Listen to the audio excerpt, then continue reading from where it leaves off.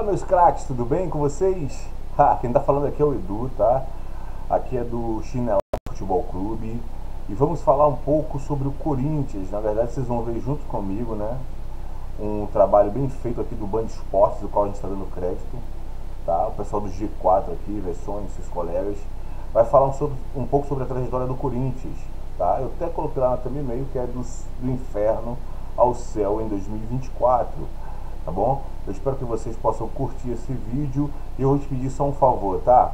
Se inscreve no canal, deixa seu like, isso fortalece bastante a gente aqui que está fazendo esse trabalho, esse conteúdo, né, de suma importância para deixar a gente sempre antenado e bem informado a respeito do Corinthians, tá bom? Muito obrigado e tem novidades por aí, tá? Vou trazer bastante novidades para vocês, então dá aquele joinha e não se esqueça de se inscrever no canal. Então, bora pro vídeo.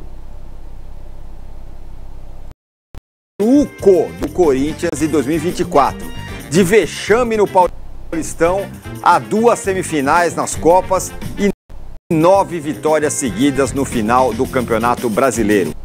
O ano do Timão foi pra lá de complicado também fora de campo. A temporada do Corinthians foi abaixo do esperado. A reformulação do elenco foi feita de forma correta, aconteceu lá no começo do ano. E a nova gestão do Augusto Melo, hein? Foi melhor do que a anterior? Que loucura! Qual a projeção para 2025 do Corinthians? Então é sobre isso que vamos falar no programa de hoje. Estão aqui comigo Paulo Massini. Olá! Como vão? Tudo bem? Arnaldo Ribeiro. Sim, senhor. E Rodrigo Luiz, no sonho e na brincadeira, Vessone. Apostos, como diria Arnaldo Ribeiro. Muito bem, para falar do Timão e seu ano maluco, que começou como tragédia, terminou em glória. Enfim, glória muito pouco demais, mas terminou de maneira positiva. Olho na tela aí para começar com os resultados do Corinthians na temporada, até onde chegou o Corinthians. O Corinthians teve 72 partidas com 31 vitórias, 18 empates, 23 derrotas. Foram 106 gols marcados, 74 gols sofridos e 51% de aproveitamento. Esse foi... Então, uma pequena pausa aqui, pessoal, só para a gente poder falar um pouco sobre esses dados que eles trouxeram aqui agora, tá? Se você bem notar, são 72 partidas com 31 vitórias, 18 empates e 23 derrotas, sendo que, né, o Corinthians só melhorou no último 2 meses para cá, né, até finalizar o ano de 2024, tá? Então, o time perder 23 jogos é muito ruim, tá? Ter esse aproveitamento de 51% ao fim de uma temporada inteira é desastroso. Mas tem um lado que vale muito a pena a gente observar, que é os 106 gols. O Corinthians tem muito tempo que não faz 106 gols, né, durante um ano, para você ver o quanto a gente estava sofrendo, tá? Mas segue aí com a reportagem. Foram os números do Corinthians. Os 51% está um pouquinho acima da metade, Vessa. Mas tem que contar que o Corinthians, é como se o Corinthians tivesse começado a trabalhar a partir da metade do segundo turno, do brasileiro. Ou seja, teve muita coisa que aconteceu antes e a gente vai falar bastante, mas dá um play. Exatamente. 2 números que chamam bastante atenção e tem curiosidades. 23 derrotas, gente, é muita coisa para um time grande, é muita coisa. No ano, eu estava vendo uma estatística, teve alguns times que tiveram 24 derrotas. O Corinthians é meio que tem uma galera de 23, 2 com 27, 2 com 24 e uma galera com 23. E o Corinthians está nesses times. Então, é muita derrota para um time. Claro, tem muita coisa do Campeonato Paulista, mas não dá para perder 23 e 72 para clube grande. Isso é o número, é o inusitado 1. E o 2 é o número de gols marcados. São 106 gols. Aparentemente é um número normal. Só que desde 2016 o Corinthians não passava de 100 gols no ano. São muitos anos sem fazer míseros 100 gols no ano. Era um time mais de 1-0, sempre foi um time que se defendia mais, enfim. Teve lá toda uma situação quase que de características de um clube. Então, nesses anos todos, inclusive o campeão brasileiro de 17 também não fez 100 gols. Então, depois de muitos e muitos anos, ele quebrou essa barreira dos 100 gols marcados aí.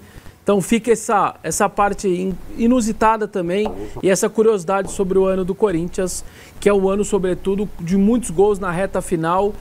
3 em 3, e 3 em 1, e 4 em outro, e 5 em outro. Fechou o ano com muito gol, mas de maneira geral você vê 172. É um ponto alguma coisa, é um normal. Não é nada demais. É que o Corinthians em si não passava de 100 há muitos anos. E aí, Arnaldo, de fato, né? Quando você olha o número 106, é bastante. É um número... Não se a gente pegar o último recorte com o poder de artilharia que o Corinthians construiu ao longo da temporada, né? Eu acho que o Corinthians ele termina 2023 com um atacante só, o Yuri Alberto, e o Romero salvando ali a parte final. O Roger Guedes tinha sido vendido na segunda metade da temporada. E se a gente for voltar um pouco e imaginar a quantidade de investimento do Corinthians no setor ofensivo do time, talvez tenha sido a maior reformulação do Corinthians para 2024. Claro que na parte final, depois do Memphis, que é o último a chegar, eu entendo que esse poder de fogo do Corinthians aumentou demais, né, ao longo do período. E também... Aí, posso pegar uma declaração do técnico que terminou a temporada com o Corinthians, o Ramon Dias, dizendo que o DNA dele sempre foi ofensivo.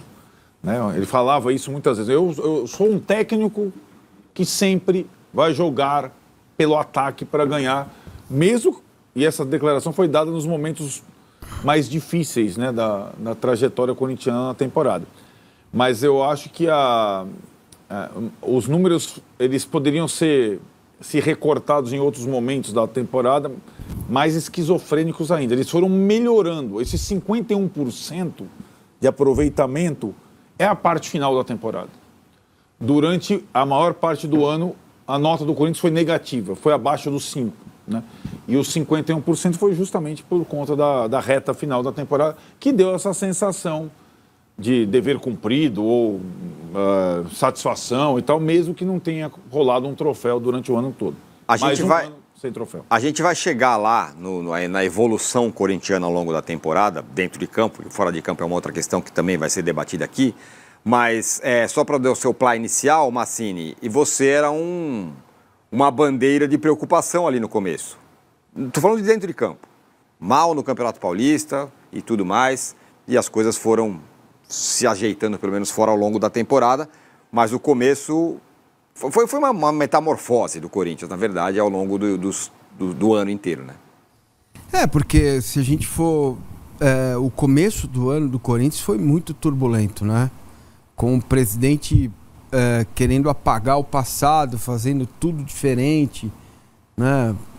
Trocando praticamente o elenco todo. Agora, para mim, tem uma figura aí que é um personagem interessante do Corinthians, que é o Fabinho Soldado, né? Que a partir do momento que ele chega, as coisas começam a andar, as coisas começam a acontecer. E aí o investimento que o Corinthians fez, aumentou a dívida em mais de 200 milhões. Né? Não sou eu que estou dizendo, foi o Corinthians que disse isso. E as coisas começaram a melhorar, a acontecer. Então... eu sincero e honestamente acho patético que um clube desse tamanho tenha 51% durante uma temporada, né? Realmente é retrato dos últimos anos e é impossível prever o que vem pela frente. Mas olhando para o que aconteceu do Corinthians e o que vem acontecendo no Corinthians, o Corinthians tem tido brilharecos e esse foi mais um. A recuperação no Campeonato Brasileiro é mais um brilhareco da vida recente do Corinthians. É espetacular o que o Corinthians fez no final, mas é mais um brilhareco. Né? Vou fazer o seguinte, vamos mostrar como foi a reformulação do Corinthians, né? Ali no começo do ano, saiu um monte de gente, entrou um monte de gente. Temos um quadro aí para mostrar para vocês. Então, quem deixou o Corinthians em 24? Vamos lá, Fábio Santos, Bruno Mendes, Gil, Cantídio, Juliano, Renato Augusto, Felipe Augusto, Pedro, Lucas Veríssimo, Rony. Lembra? Rony, Matias Rojas, Cássio, Paulinho, Moscardo, Rafael Ramos, Carlos Miguel. A gente também deixou de balde, né? Mandou de balde embora. Porque se fazer as contas aí, deixa eu ver, 2, 4, 6, 8, 16, 23. Pô, a gente mandou 23 jogadores embora, pô. A gente mandou um time embora. Tá? Foi um clube, foi um time embora, um time inteiro. Titular e reservas. Pra ser bem direto, o Bahia não tinha 30 jogadores inscritos do Brasileirão. E outros clubes mais por aí também não tinham os 30, outros tinham até mais. E a gente mandou 23 jogadores embora. O Fábio Santos eu sei que encerrou sua carreira, tá tudo certo, mas o Bruno Mendes foi embora, o Gil, o Cantilho, o Juliano, o Renato Augusto, o Felipe Augusto, o Pedro, que foi vendido, foi negociado com o Zenit, né? O Lucas Veríssimo, que foi embora naquela pichotada, né? Porque ele achou que o Corinthians ia afundar, né? Ele achou que o Corinthians ia afundar e agora tá querendo voltar. O Rony foi embora, foi emprestado, o Matias Rojas foi embora porque também achou que o Corinthians ia afundar, achou que o Corinthians não era para ele, tá? Porque achou que ele era grande e agora tá aí matando mosca. O Cássio, que também achou que o Corinthians não ia dar certo, essa é a grande verdade, tá? As pessoas talvez não gostem do que a gente diga, mas a realidade é essa. O Cássio achou que o Corinthians não ia mais dar certo, tá bom? E aí pediu para ir embora. O Paulinho, que encerrou sua carreira, o Moscardo, que foi negociado, o Rafael Ramos, que foi embora, o Carlos Miguel, que abandonou o Corinthians, tá? O João Pedro, o Wesley, que foi negociado, o Guilherme Biro, que graças a Deus foi embora. Não, nada contra a pessoa, não conheço nem ele, não conheço, mas futebol não tinha para jogar no Corinthians, tá? E eu ficava irritadíssimo. Quantas das vezes eu aqui dentro de casa, cara, assistindo o jogo do Corinthians, quando o Luxemburgo chamava esse cara para jogar, eu colocava ele de titular, eu só faltava morrer. A minha esposa falava, que é isso? Eu digo, ele é muito ruim. Jogador péssimo. O Arthur Souza, que foi embora, o Gustavo Mosquito, que achou também que o Corinthians ia afundar, né? Pediu para ir embora, foi jogar no Vitorinha, tá? O Raul Gustavo, que saiu, tá? E o Fausto Vera, que hoje tá lá no Atlético Mineiro sem ganhar nada e não vai disputar Libertadores, tá? Só para deixar claro. Pode seguir. João Pedro, Wesley, Guilherme Biro, Arthur Souza, Gustavo Mosquito, Raul Gustavo e Fausto Vera. Quantos caras são, Vessa? 23, cara. 23 caras. Imagina você, rapa fora 23 caras. De um elenco caras. de 35, que normalmente você tem, nós estamos falando de 2/3 simplesmente vão embora de um clube. Isso é entre 1 de janeiro e final do ano, né? Porque, por exemplo, sei lá, o Fausto Vera saiu na janela de julho. Então, ao longo do ano, 23 foram embora. E a gente vai olhar depois as chegadas. Como eu disse, a gente vinha dizendo durante o ano. É a maior reformulação, talvez, de um clube grande que eu, pelo menos, me lembre que tenha passado. Os times pequenos, quando acaba um paulista, vai todo mundo embora. É uma coisa meio natural. Mas time grande não se faz futebol assim. Então, você querer um resultado tirando 23, colocando 21, como? Que jeito? Com 3 treinadores, mais 2 interinos. É muito difícil viver um futebol e terminar o ano que o Corinthians terminou tendo uma coisa como essa. Nenhum clube, cara. Pode pegar onde vocês quiserem, a data que vocês quiserem. Eu não lembro de 23 saídas em um ano. E aí, eu acho que tem uma questão... eu concordo com o Vessone, para mim não tem paralelo esse tipo de reformulação, esse nível. Aí tem uma situação que ela é surpreendente, porque ela foi do discurso para a prática sem vírgulas, né? Era a ideia do Augusto Melo reformular e era necessário e era uma coisa difícil. O Corinthians tinha... Vários desses caras aí tinham raízes no Corinthians profundas, né? Rejuvenescer o time, coisa que o futebol atual exige, mexer em figuras muito importantes. E o Mancini citou o Fabinho Soldado. O Fabinho Soldado não estava com o Augusto Melo no início dessa reformulação, dessa ideia. Aliás, a direção de futebol mudou algumas vezes durante o período, mas esse norte... começou com acabou a farra, né? Exatamente. Com o Rubão, que era o diretor de futebol, enfim. esse norte, nós vamos reformular o time inteiro, ele foi seguido do começo ao fim de uma forma impressionante. E o saldo final, que é muito complexo, ele foi melhor. Mas aí tem um custo disso tudo, é isso que a gente vai debater. A coisa do clube, ela corre em paralelo a essa reformulação. Mas esportivamente, fez todo sentido.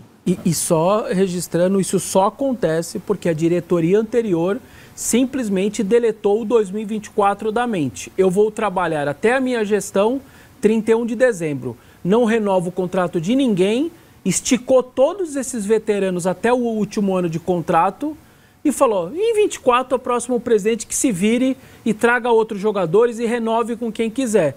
Quando bateu o olho, falou, meu Deus, olha o tanto de contrato que está acabando, fora a galera que saiu toda no meio, né? O Cássio, o Carlos Miguel, enfim, outros saíram pelo meio.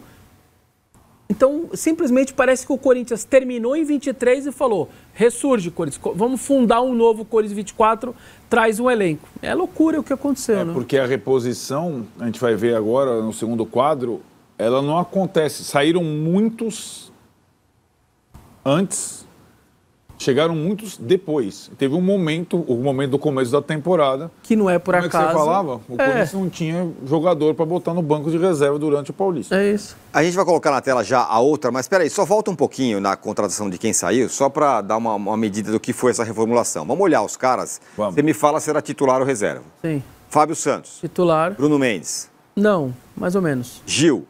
Titular. Cantilho. Não. Juliano. Titular. Renato Augusto. Titular. Felipe Augusto. Não. Pedro. Não. Lucas Veríssimo. Era pra ser, né? Ele vai embora na véspera. Titular e símbolo do novo time. Do novo time. Ele ia embora.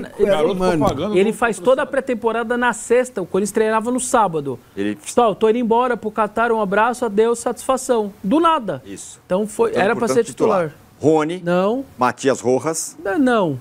Cássio. Sim. Paulinho. Não. Moscardo. Sim, começa o ano até sim. Rafael Ramos. Não. Carlos Miguel. Só depois, mas no começo não. João Pedro. Não. Wesley. Sim, começa o ano sim. Guilherme Biro. Não. Arthur Souza. Não. Mosquito. Não. Raul Gustavo. Não. Fausto Velho. Não. Então eram 8 titulares do time. Imagina o Palmeiras vai lá, do Everton até o Veiga, todo mundo vai embora. Imagina que loucura que é isso, né, Massa? É uma loucura. E o Corinthians ainda deve para boa parte dessa gente aí, né? É que a nova, isso. O Vessone falou, a antiga direção, ela deletou 2024. A nova direção deletou 2023. É ótimo resumo. É isso. É isso. Ótimo. Perfeito. Então, né, mas foi isso que aconteceu. Aí sim, agora a nova tela com... É o chamado deixa que eu chuto. Aí chegou uma galera. As contratações do Corinthians em 24. Palácios, Gustavo Henrique, Hugo, Igor Coronado, Kaká, Pedro Henrique, Maicon, Ranielli, Mateuzinho, Pedro Raul, Félix Torres, Rodrigo Garro, Hugo Souza, Alex Santana, André Ramalho, Charles, Thales Magno, José Martínez, Héctor Hernandes, Carrillo e Memphis Depay. Então a gente para ali no Galo. Novamente aqui, e aí eu vou dar minha opinião, é claro, né? Nesse react a gente vai interagindo, tá, gente? Então assim, o Palácios a gente ainda não viu jogar, né? Brincou ali 20 minutos, 30 minutos, se machucou. E aí depois, quando tava pra voltar, viu que tinha uma coisa errada, voltou a operar novamente. Abdicou das férias agora do final de ano para poder se preparar para o início do ano. Tá com vontade, tá querendo, mas a gente precisa ver o futebol. O Gustavo Henrique cresceu bastante, tá? Agora no último mês, terminou o ano jogando bem. O Hugo perdeu a titularidade porque era titular no início da competição. O Igor Coronado é bola, é muita bola, só que não tem espaço por causa do Garro. O Garro é ET, né? O Kaká tem seus lampejos, né, de bom jogador.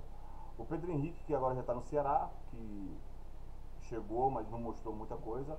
O Maicon, que está machucado.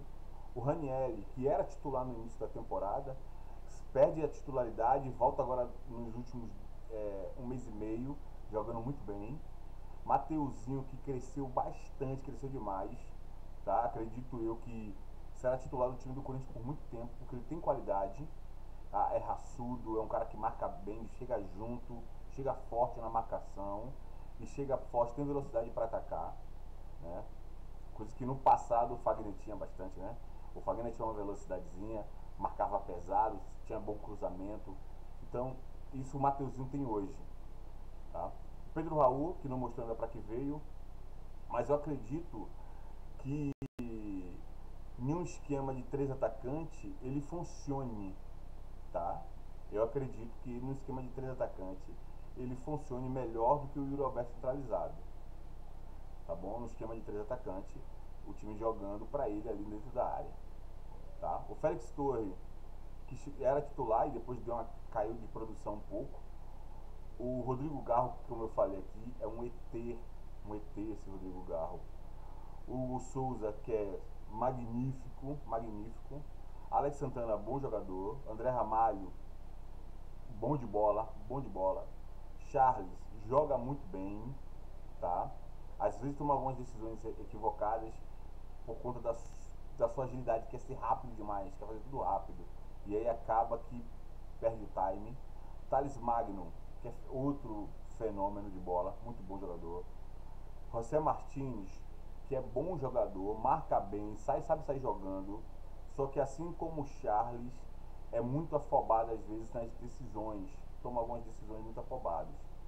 O Hector Hernandes, que a gente ainda não viu jogar também, na oportunidade que teve contra o Flamengo, a primeira bola que ele teve cara a cara com o goleiro, ficou na dúvida se estava impedido, se não estava, se atrapalhou tudo com a bola, o goleiro defendeu, dava para ter feito o gol, e aí depois via se estava impedido ou não, mas vacilou, tá? E aí se machucou,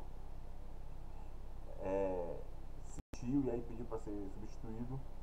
O Carrilho, que é brincadeira como esse cara joga. O cara joga de terno, o cara pega a bola, o cara vai devagarzinho, o cara toca, o cara sabe acelerar no momento certo, controla o jogo muito bem ali com o Breno Bidon, sensacional. E Memphis Depay, que assim como o Rodrigo Garro, é outro ET, né? Esses caras é fora de série, tá? Então, dentro dos fora de série aqui, dessa nova janela, tem o Memphis, tem o Carrilho, né, pra mim, tem o André Ramalho, tem o Thales Magno, tem o Rodrigo Garro, o Hugo Souza, e aí eu vou colocar o nosso queridinho Yuri Alberto, porque ele é sensacional, véio. O homem é gol. Agora segue aí com a opinião do G4. Garro, que é a primeira parte da janela, quando o Arnaldo lembra. É a janela de janeiro. Isso. E do Hugo Souza para frente, a segunda janela. E o Michael está incluído, porque você teve que renovar o empréstimo com o Shakhtar, pagou mais 500 mil euros. Então a gente coloca como um reforço do ano. Você pagou para o cara ficar de novo, apesar dele já estar no elenco em 2023. Por isso que ele é colocado como mais um. Então foram 21 entradas, nem todos com direito econômico, né? Palácios estava livre, Gustavo Henrique estava livre, Hugo estava livre, Coronado livre, o Kaká veio por empréstimo, agora vai ter que comprar, Pedro Henrique livre, o Michael era empréstimo, o Ranielli teve que comprar, Mateuzinho comprou, Pedro Raul comprou, Félix Torres comprou, Garro comprou. Aí o Hugo Souza empréstimo, aí depois adquiriu, Alex Santana comprou, Ramalho livre, Charles comprou, pouquinho, mas comprou, Thales Magno empréstimo, Martínez comprou, Hector Hernandes livre, Carrilho livre e Memphis Depay livre. Então tá, agora vamos fazer o mesmo exercício? Vamos. Dessa galera aí, fala. Só uma observação antes de... Você vai falar quem é titular ou não, isso, né? Isso. Como o time mudou.